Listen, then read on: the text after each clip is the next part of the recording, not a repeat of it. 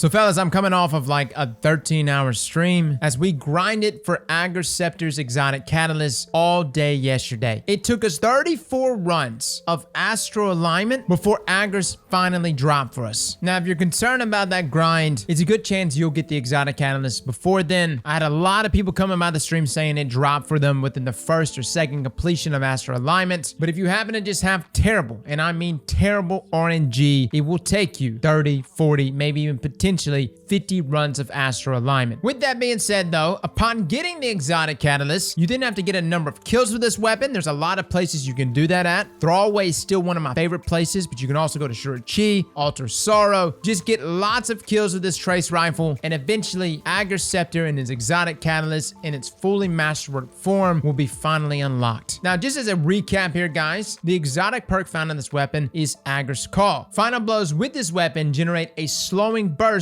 around the defeated targets. Now, the trait is Riga's Refrain. Stasis Final Blows transfers ammo to this weapon's magazine from reserves, and this is Stasis Final Blows from anything, including your neutral abilities and supers. Now, the exotic catalyst actually gives the gun the perk Will Given Form. It's an alternate weapon action, which is activated by holding your reload button. It drains your super energy, but simultaneously overflows the magazine, essentially doubling it, and empowers the beam with bonus damage and the ability to slow and freeze targets until the magazine or super energy runs out, or until the weapon is stowed. This can only be activated when your super energy is full. Now, when you activate that, guys, this trace rifle turns into an absolute monster. For both PvP and for PvE, the crit damage on Ager Scepter increases by a whopping 80%. And inside of PvP is actually somewhere around an 82% increase, give or take some rounding. Now, the body shot increase is not as much, is around 70%. So you do really want to go for crits, but either way it goes, this is a ginormous bump there in damage. Now, a build that we discussed last week was actually Ager's Harmony. This was the combination of both Mantle of Battle Harmony, Whisper of Bonds, and Ager's Scepter. And we asked, would it be possible for us to still retain our super or replenish it with kills after activating the exotic catalyst? Well, fellas, you can. I had a feeling that Ager's Harmony was going to synergize so well with this exotic catalyst, but the synergy that it has goes even beyond what I could have predicted. And overall, the super drain itself is actually really slow, super manageable, but when you combine it with Mantle of Battle Harmony, Whisper of Bonds, and even other mods like Well of Potency, all of these things, guys, maintains that super at all times, thus allowing you to retain that 80% buff there in damage. Now, inside of PvE, I think is where this trace rifle really shines. You get to see how well it synergizes with stasis subclasses. I love combining it here on Warlocks with stasis turrets. You're constantly freezing opponents off back to back, and with a number of different fragments that you can combine here, including Whisper of Fissures, Whisper of Bonds, Whisper of Torment, and Whisper of Durance, will allow you to constantly keep slowing, freezing, and consistently dropping stasis turrets on your enemies at all times. And whenever you want, instead of consuming your super with Shadebinder, you can just consume it with the trace rifle itself. Now, you don't have to. Obviously, you could still use your super the way you would use your super, and in panic scenarios, you can do that. But what's so beautiful about Ager Scepter is that it doesn't just consume your super if you happen to cancel it. Meaning, if you happen to come across a meteor target and you're just looking to get that 80% buff there just to deal with that one target, you'll lose a quarter of your super, but get that kill off. And if you're taking advantage of Mantle of Battle Harmony as well as Whisper of Bonds, you'll get a chunk of your super back. And if you hold that reload button to cancel or swap to another weapon, it won't consume your super, which means less risk for you. You're able to hang on to your super even longer, chain it with Ager Scepter in this 80% buff, and pretty much use it at will as long as you have your super up. Now, I know the damage that you see here on ads, how it's just freezing enemies over and over. Ice Flare Bolts is also freezing enemies back to back. It's nice. It's very, very good. But I do want to point out the fact that the exotic catalyst also applies slow and freeze on single targets. Previously, Ager Scepter would require a kill to one of the enemies around another enemy to actually apply that slow or that freeze. Now, though, you can just apply the freeze to a single target or a boss, even Sepix here that's just up in the air away from us. We can start applying slow and freeze and stasis abilities without having to utilize a super or one of our neutral game abilities. And this is very important, guys, when we talk about mods like Focusing Lens. We went over the boom strat here recently, guys, but essentially Focusing Lens, even if you're rocking a stasis subclass, if you're standing in a Well of Radiance, Focusing Lens will buff your weapon damage, as the mod states that your light abilities do bonus bonus damage to combatants affected by stasis. And the game, when standing in a well of radiance, thinks of your weapon damage coming out of that well of radiance as light ability damage. Now, this doesn't necessarily mean that the damage is increased here for Ager's Scepter. Ager, as well as Reed's Regret, does not work with the focusing lens boom strap. The reason why that is because both of those weapons are stasis weapons, which is why if you're taking advantage of focusing lens, you can still rock a stasis subclass, but your weapon, especially your heavy weapon, needs to be a void arc or solar based weapon. But what makes this so much easier is now you're able to apply that stasis effect with ease to any enemy that you come into contact with